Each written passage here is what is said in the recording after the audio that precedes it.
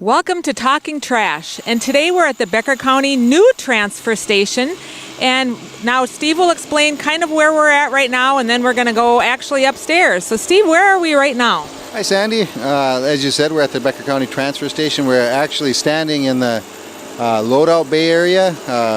Right behind us you can see there's a door where the semis are parked, and they're top loaded from up above, and we'll go through that. So just to give you a little bit of background, summertime we load out approximately 3 to 4 semi-loads a day. On the busy days after the weekends we might handle up to 6 to 7 loads per day.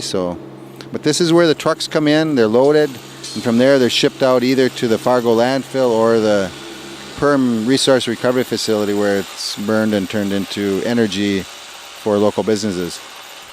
And where we're standing right now, actually the trucks will be heading east and heading out our out gate. We'll have an in gate and an out gate, so we have one continuous flow in the right direction of traffic. So let's head upstairs. So we're inside the new transfer station. Steve, can you explain a little bit about right where we're at? Hi Sandy. Yeah, we're inside the commercial tip floor area of the transfer station. This is where the commercial packer trucks that come in, they dump their waste on the floor or down in a chute behind us that will load the semis that are parked down below. The purpose of the transfer station is that we want to contain all our waste handling activities inside of a building, so it's not subject to both the wind and rain. And that there's a number of reasons for that. One is that it's for safety. When you have trucks that are dumping, particularly roll-off trucks that are lifted high in the air, you don't want them subject to being blown over by wind, and then we don't want waste to be rained on and we have water getting mixed in with stormwater.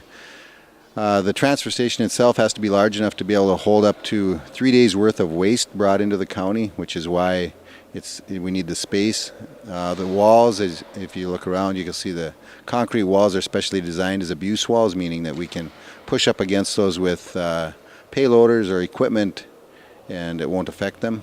And so basically that's the commercial tip area. We also have a residential drive-through area where it's designed so that people bringing in garbage in small quantities can come inside, stop, and place their waste in individual containers that are designed for that specific product.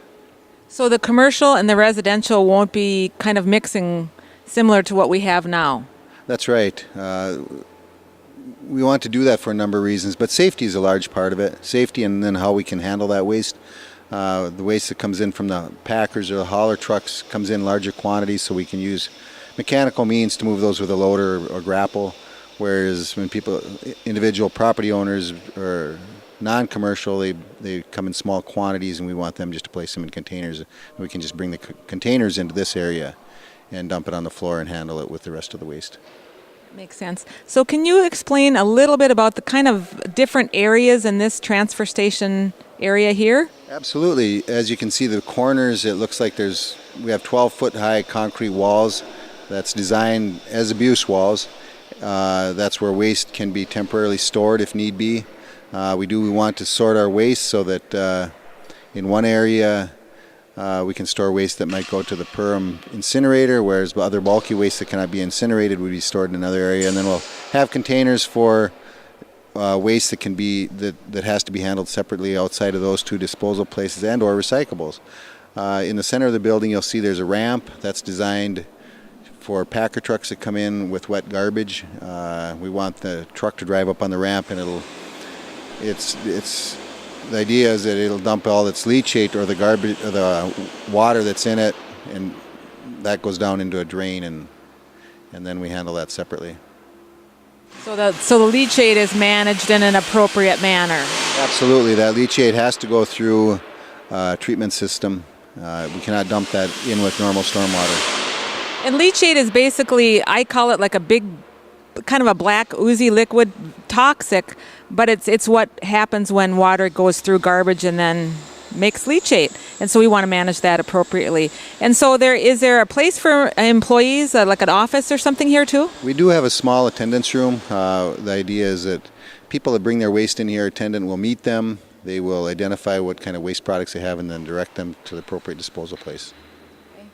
Okay, so you can look for this to be happening by the end of July. The transfer station's supposed to be completed. So when you bring your waste out next time, check and see if that's happened. And we look forward to seeing you. Thank you.